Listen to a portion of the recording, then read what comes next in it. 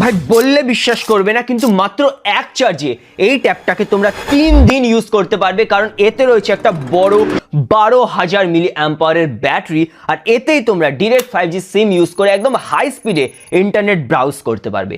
সাথে রয়েছে 2.5K রেজলিউশনের একটা বড় ডিসপ্লে, তো ভিডিও দেখে তো দারুণ লাগবেই, সাথে একদম আরামে তোমরা পিডিএফ গুলোকে একদম শার্প এখানে জুম করতে পারবে।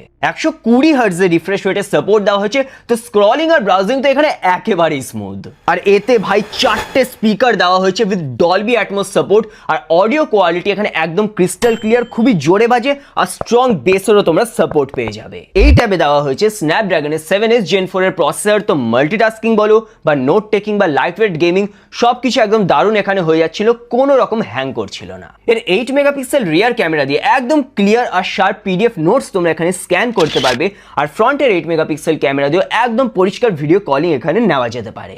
একদম স্লিক ডিজাইনের সাথে এটা হচ্ছে নতুন Redmi Pad 2 Pro, আর এর দাম কমেন্টসে চেক করে নাও।